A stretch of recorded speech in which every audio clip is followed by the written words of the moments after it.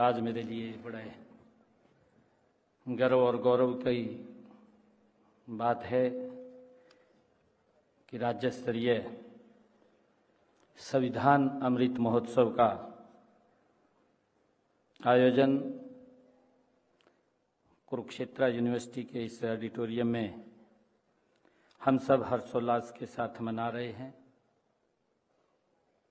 आज इस मौके पर हमारे बीच में राष्ट्रीय स्वयंसेवक संघ के बहुत ही तपस्वी, इस राष्ट्र को समर्पित, लगातार राष्ट्र की मजबूती और हमारा देश विकास की ऊंचाइयों के ऊपर जाए, उसकी चिंता करने वाले, जिन्होंने अभी इस संविधान अमृत महोत्सव में हम सब का मार्गदर्शन किया है, ऐसे परमादरणीय कश्मीरी लाल जी, कुरुक्षेत्र यूनिवर्सिटी के हमारे vice chancellor professor Somnath Sachdeva ji, हमारी कुरुक्षेत्र की उपायुक्त महोदय श्रीमती नेहा जी, हमारे कुरुक्षेत्र यूनिवर्सिटी के रजिस्ट्रार संजीव शर्मा जी,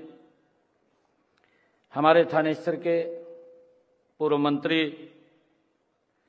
सुभाष सुधा जी, भारतीय जनता पार्टी के जिला के माननीय अध्यक्ष सुशील राणा जी, डीडी शर्मा जी, सुभाष कलसाणा जी, हरियाणा सरकार के चेयरमैन धर्मवीर मिर्जापुर जी, सरस्वती हेरिटेज बोर्ड के वाइस चेयरमैन धूमन किरमच जी, जिला परिषद की हमारी चेयरपर्सन कमलजीत कौर जी, हमारे जिला परिषद के वाइस चेयरमैन डीपी चौधरी जी, भारतीय जनता पार्टी के हमारे प्रदेश के सचिव राहुल राणा जी, रविंदर सांगवान जी और उपस्थित इस सभागार में सभी महानुभाव, आप सबको इस संविधान का जो राज्य स्तरीय अमृत महोत्सव ये समारोह मनाया जा रहा है, इसकी आप सबको मैं बहुत बहुत बधाई देता हूं, शुभकामनाएं देता हूं। आज का दिन हमारे लिए एक ये विशेष दिन है, जिस दिन भारत के संविधान को अंगीकार किया गया है। आदरणीय हमारे कश्मीरी लाल जी ने अभी उसके ऊपर पूरा विषय लिया है और बताया भी है कि संविधान अगर हम उसका पालन नहीं करते या संविधान को हम मानते नहीं तो उसके क्या क्या नुकसान भी होते हैं। मुझे ध्यान में है कि 67 वर्षों के बाद संविधान के अंदर हमारे ये सिस्टम था, अधिकार नहीं थे। अधिकार जब व्यक्ति को मिलते हैं तो यही वो पवित्र संविधान है जिससे हमें अधिकार मिलते हैं। जम्मू कश्मीर में धारा 370-35 से, क्योंकि इस राष्ट्र से अलग राष्ट्र, इस संविधान से अलग संविधान वो जम्मू कश्मीर में देखने को मिलता था, परंतु जब धारा 370 को समाप्त किया गया तो एक वहां पर वाल्मीकि समाज, जिस समाज को 67 वर्षों के बाद अपना वोट देने का अधिकार मिला है, नहीं तो उनको अधिकार ही नहीं मिल रहा था। यही इस संविधान की मूल जो भावना है, जो इसकी ताकत है, ये वही ताकत है कि व्यक्ति को मजबूत और सशक्त करना, राष्ट्र को मजबूत और सशक्त रखना, ये इसके मूल में, संविधान के मूल के अंदर है, जो ताकत आज उन लोगों को 67 वर्षों के बाद मिली है। क्योंकि हमें इसका पालन करना चाहिए। कहा भी है, भारतीय संविधान भारत की जान है। भारतीय संविधान भारत की जान है, यह भारतीय अधिकारों की पहचान है। हमें इस बात को समझना होगा। पूरे देश में आज संविधान का अमृत महोत्सव मनाया जा रहा है। हमें खुशी है, देश के यशस्वी प्रधानमंत्री आदरणीय नरेंद्र मोदी जी ने ये संविधान दिवस हमें मनाने का गौरव प्रदान किया है। और आज मुझे ये भी खुशी है कि हरियाणा के हर जिला में, देश के हर जिला में आज अपने अपने तरीके से हर व्यक्ति इस पवित्र दिवस को मना रहा है। जैसा कि बताया भी गया है, 26 नवंबर 1949 के दिन देश की संविधान सभा ने संविधान को अपनाया था। यही वह दिन है जब संविधान बनकर के तैयार हुआ। संविधान दिवस का मतलब देश के नागरिकों में संवैधानिक मूल्य के प्रति सम्मान की भावना को बढ़ाना है। इस अवसर पर मैं आप सबको और सभी देशवासियों को संविधान दिवस व संविधान के अमृत महोत्सव की हार्दिक बधाई और शुभकामनाएं देता हूं। आज मैं आधुनिक भारत का सपना देखने वाले डॉक्टर बाबा साहेब अंबेडकर जी सहित भारत संविधान बनाने वाले सभी महानुभावों को भी मैं आदरपूर्वक नमन करता हूं, उनको दिल से सैल्यूट करता हूं, प्रणाम करता हूं। आज से अगले 1 वर्ष हम संविधान का अमृत महोत्सव मना रहे होंगे। यह वर्ष हमें सदियों से लोकतंत्र में भारतीयों के विश्वास की याद को दिलाएगा। आज जब हम भारत को संसार का सबसे बड़ा लोकतंत्र कहते हुए गर्व का अनुभव करते हैं, तो हमें पता होना चाहिए कि इसकी जड़ें सदियों पहले हमारे पुरखों द्वारा स्थापित की गई पंचायत व्यवस्था में ही थी। हमारे संविधान की प्रस्तावना में जो कहा गया है कि वी द पीपल लिखा है, यह सिर्फ 3 शब्द मात्र नहीं है। यह वाक्य पूरे भारत के जन गण का प्रतिनिधित्व करता है। यह एकता की अपील है, अखंडता की प्रतिज्ञा है और गणतंत्र में जन जन में विश्वास की अभिव्यक्ति है। संविधान में व्यक्त यह भावना उस भारत की मूल भावना है जिसे मदर ऑफ डेमोक्रेसी कहा जाता है। यही भावना हमें सदियों पहले वैशाली के गणराज्य में दिखती है, वेदों की ऋचाओं में दिखती है और इसी के चलते हमारे देश में प्राचीन काल में बड़े बड़े शक्तिशाली गणराज्य स्थापित हुए थे। हम जानते हैं कि 4वीं शताब्दी से पहले लगभग 1000 साल तक उन गणराज्यों का इतिहास मिलता है। वे ऐसे शक्तिशाली गणराज्य थे जिन्होंने विश्व विजय पर निकले सिकंदर का मुंह मोड़ दिया था। मालव गणराज्य के वीरों ने तो उस घायल भी कर दिया था। इसके बाद वह व्यास नदी को भी पार नहीं कर पाया, क्योंकि उससे पता चल गया था कि आगे इससे भी शक्तिशाली और योद्धे और मगध का गणराज्य है। मुझे खुशी है बताते हुए कि हरियाणा में भी योद्धे गणराज्य के अवशेष रोहतक के खोखरा कोट में मिले हैं, जिससे पता चलता है कि वह बहुत ही समृद्ध और शक्तिशाली गणराज्य था। इस तरह गणराज्यों के रूप में सब शासन हमारी प्राचीन परंपरा है। इसी सब शासन को ही पाने के लिए हमने लंबे समय तक आजादी की लड़ाई लड़ी है। रावी नदी के किनारे ली गई प्रतिज्ञा को हमने आज के दिन 1949 में गणतंत्र की स्थापना करने वाले संविधान को अंगीकार करके पूरा किया है। इस संविधान ने बराबरी, न्याय और ऊंचे आदर्शों वाला गणतंत्र स्थापित किया है।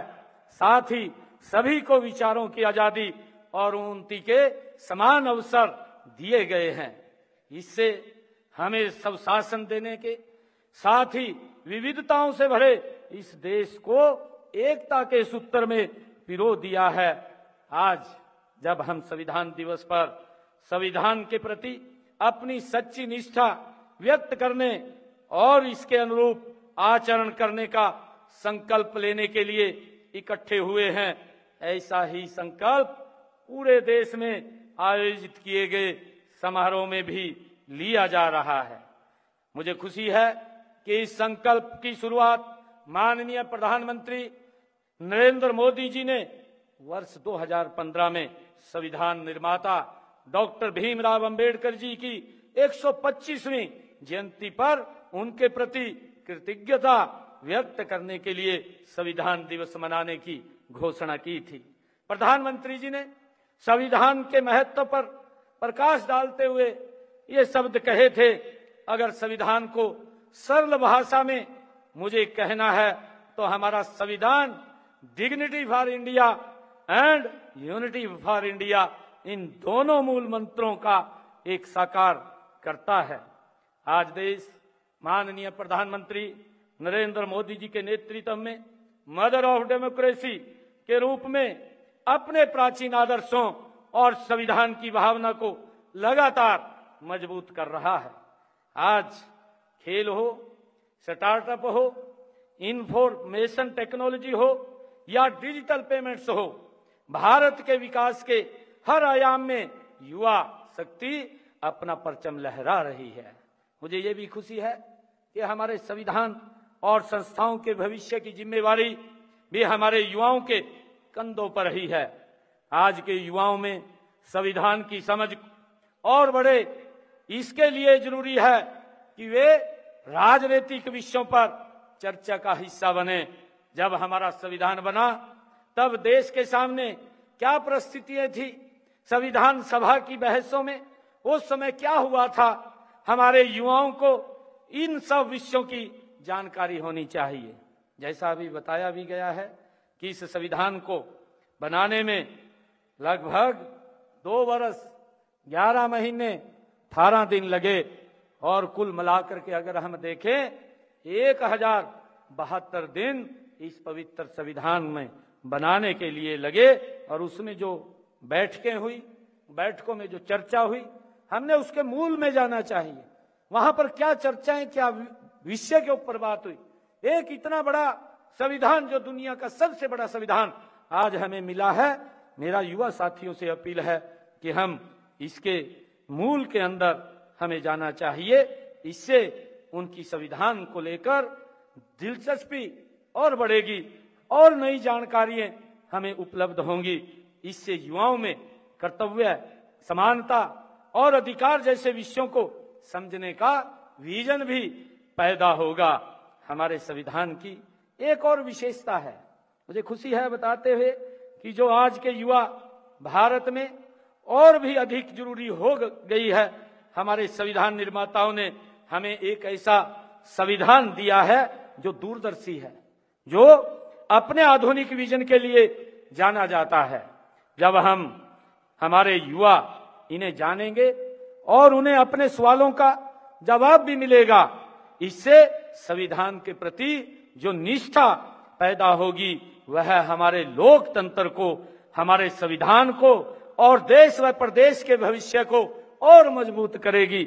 मुझे विश्वास है कि संविधान का अमृत महोत्सव इस दिशा में हमारे संकल्पों को और अधिक मजबूत करेगा। मुझे युवा साथियों, आज आप लोगों के बीच में जब हमारे युवा इन्हें जानेंगे तो उन्हें अपने सवालों का जवाब भी मिलेगा। इससे संविधान के प्रति जो निष्ठा होती है वह हमारे लोकतंत्र को, हमारे संविधान को और देश व प्रदेश के भविष्य को और मजबूत करेगी। मुझे विश्वास है कि संविधान का अमृत महोत्सव हमारे संकल्पों को और मजबूत करने का ये काम करेगा। साथियों, संविधान बनाने के चुनौतीपूर्ण कार्य में बाबा साहेब डॉक्टर भीमराव अंबेडकर जी का महान योगदान है और उन्होंने कहा था कि संविधान कितना ही अच्छा क्यों ना हो, ये डॉक्टर भीमराव अंबेडकर जी के ही शब्द हैं कि संविधान कितना ही अच्छा क्यों ना हो, यदि शासक वर्ग की नीयत साफ नहीं है तो संविधान घटिया बन जाएगा। संविधान की सफलता इसे लागू करने वाले के चरित्र पर निर्भर है, ये डॉक्टर भीमराव अंबेडकर जी ने कहा था। मुझे आज खुशी है जब मैं युवाओं के बीच में आज यहाँ आया हूं, जब हम देखते हैं कि अभी 2014 से पहले हमारे युवा जो पढ़ते भी थे, पढ़ने के बावजूद भी भाइयों उसको किसी के दर के ऊपर शीश नवाने के लिए जाना पड़ता था, उसे नौकरी नहीं मिलती थी और बहुत सारी दिक्कतों का सामना करना पड़ता था। परंतु आज अगर आप लोग देखेंगे पिछले 10 वर्षों के अंदर आज किसी युवा साथी को किसी के दर पर जाने की जरूरत नहीं है। ये हमारे पवित्र संविधान की ये एक वो मूल भावना है। भाइयों हमने इस बात को भी समझना होगा कि ये देश किस दिशा से आगे बढ़ रहा है, किस दिशा से आगे चल रहा है। अभी इस बात के बारे में भी चर्चा हुई है कि आदरणीय हमारे कश्मीरी लाल जी ने उस शब्द का उपयोग किया है। उन्होंने कहा है कि कुछ लोगों ने इस देश में संविधान के खतरे की बात करी है। अरे वो जब स्वयं वो खतरा होते हैं संविधान के ऊपर, फिर उसको दूसरा खतरा दिखाई देता है। मुझे खुशी है क्योंकि मुझे आदरणीय नरेंद्र मोदी जी के साथ 2019 से लेकर के 2024 तक उनके साथ रह करके काम करने का मुझे अवसर मिला है। ये ऐसा भारत माँ का लाल है जिसने पिछले 10 वर्षों में इस भारत को इस पवित्र संविधान के अनुरूप चलाने का प्रण लिया है और इससे बाहर वो नहीं चलते हैं, इस संविधान के अनुरूप चलते हैं। इसकी भावना को आगे बढ़ाने का काम आदरणीय नरेंद्र मोदी जी कर रहे हैं। मुझे खुशी है कि 7.5 दशकों के समय में हमारे संविधान ने हमारे लोकतंत्र का मार्गदर्शन किया है, उसे सही रास्ते पर चलाया है। जिस तरह से माता पिता अपने बच्चों का जीवन में आगे बढ़ने के लिए सही दिशा निर्देश माता पिता बच्चों को देते हैं, उसी तरह से हमारा संविधान भी देश को आगे बढ़ाने के लिए प्रकाश सम का काम कर रहा है। मुझे खुशी है कि महात्मा गांधी जी कहते थे कि हमारे अधिकार हमारे वे कर्तव्य हैं जिन्हें हम सच्ची ईमानदारी और समर्पण के साथ पूरा करते हैं। आज संविधान के अमृत महोत्सव में गांधी जी का यह मंत्र देश के लिए एक संकल्प बन रहा है। यहाँ बैठा हर सम्मानित नागरिक इस बात का साक्षी है कि हमारा संविधान समय की कसौटी पर खरा उतर रहा है। ऐसा कोई विषय नहीं जिसकी व्याख्या हमारे संविधान में न हो, जिस पर दिशा निर्देश हमारे संविधान में न हो। संविधान सभा के अंतरिम अध्यक्ष डॉक्टर सच्चिदानंद सिन्हा जी ने संविधान की इस ताकत को समझते हुए उन्होंने कहा था, मानव द्वारा रचित किसी रचना को अमर कहा जा सकता है। ये सच्चिदानंद सिन्हा जी के ये शब्द हैं। उन्होंने कहा कि मानव द्वारा रचित किसी भी रचना को अमर कहा जा सकता है तो वह हमारा संविधान है। हमारा संविधान जितना जीवंत है उतना ही संवेदनशील है, जितना जवाबदेह है उतना ही सक्षम है। साथियों, जैसा कि हम सभी को पता है कि लौह पुरुष सरदार वल्लभ भाई पटेल जी ने रियासतों का एकीकरण किया। 562 रियासतें थी, उनको एकजुट करके अखंड भारत का निर्माण अगर किसी ने किया तो सरदार वल्लभ भाई पटेल थे। स्वतंत्रता सेनानियों के अखंड भारत का सपना साकार किया गया। माननीय प्रधानमंत्री श्री नरेंद्र मोदी जी ने, जिसकी मैंने अभी चर्चा की है कि जम्मू कश्मीर में धारा 370, 35 से जो ये 2 धाराएं इस संविधान के अंदर थी वो वहां के नागरिकों को पूर्ण अधिकार नहीं देती थी। वो हटाकर अखंड भारत के अधूरे सपने को आदरणीय नरेंद्र मोदी जी ने पूरा किया है।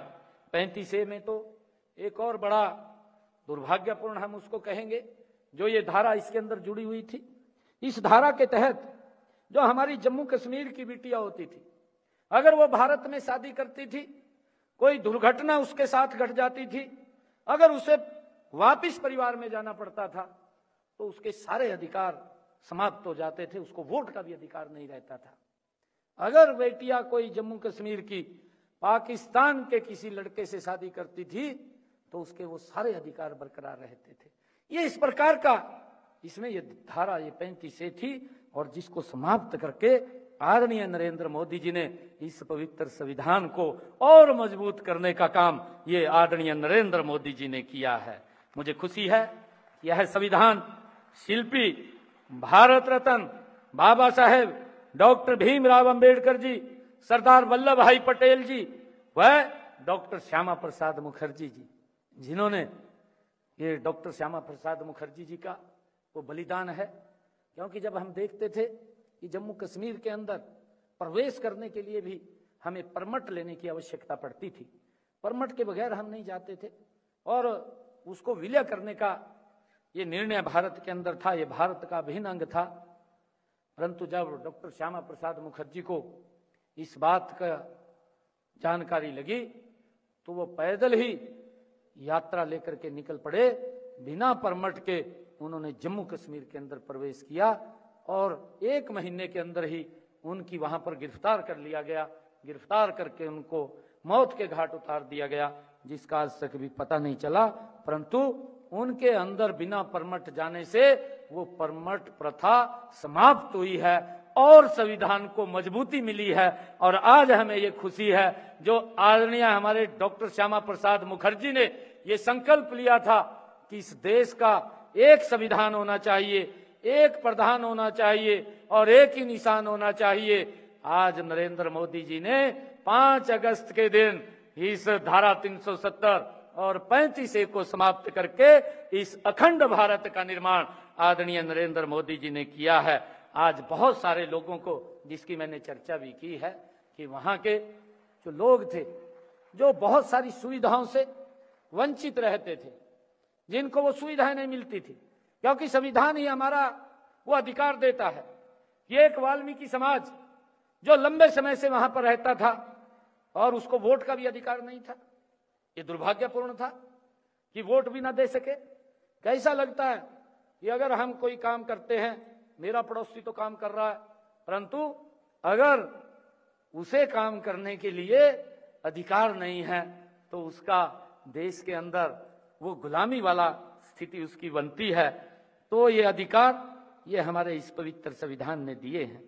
मुझे खुशी है, आज गर्व भी है कि हरियाणा राज्य संविधान की मूल भावना के अनुरूप अपनी प्रगतिशील सामाजिक और आर्थिक नीतियों एवं कार्यक्रमों के माध्यम से प्रजातांत्रिक सिद्धांतों को निरंतर आगे बढ़ाने का काम कर रहा है। हम सबका साथ, सबका विकास, सबका प्रयास और सबके विश्वास की अवधारणा से चल रहे हैं।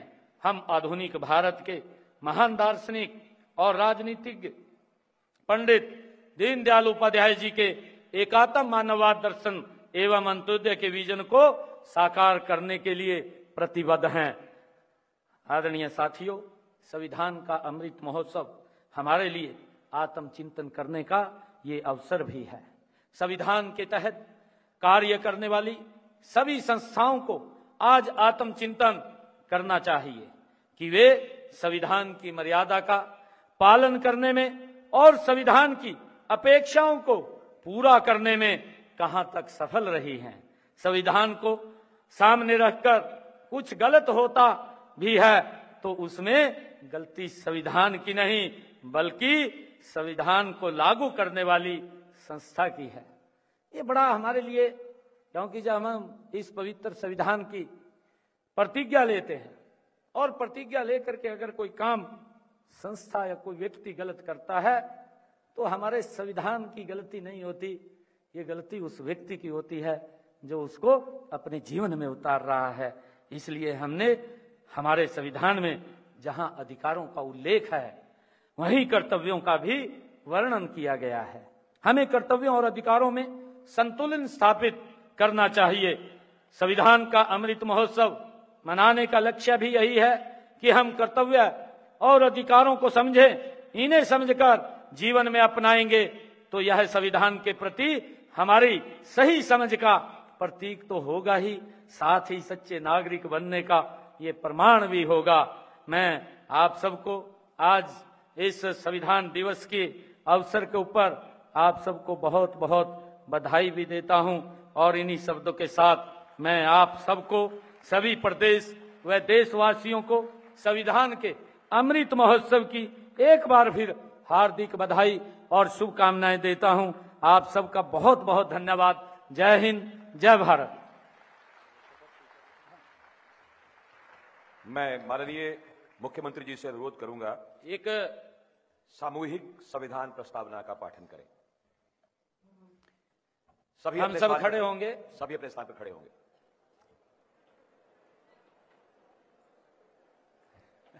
पीछे दोहराएंगे। हम भारत के लोग, भारत को एक संपूर्ण प्रभुत्व संपन्न, भारत को एक संपूर्ण प्रभुत्व संपन्न, समाजवादी पंथ निरपेक्ष, लोकतंत्रात्मक गणराज्य बनाने के लिए तथा उसके समस्त नागरिकों को सामाजिक, आर्थिक और राजनीतिक न्याय, विचार अभिव्यक्ति, विश्वास, धर्म और उपासना की स्वतंत्रता,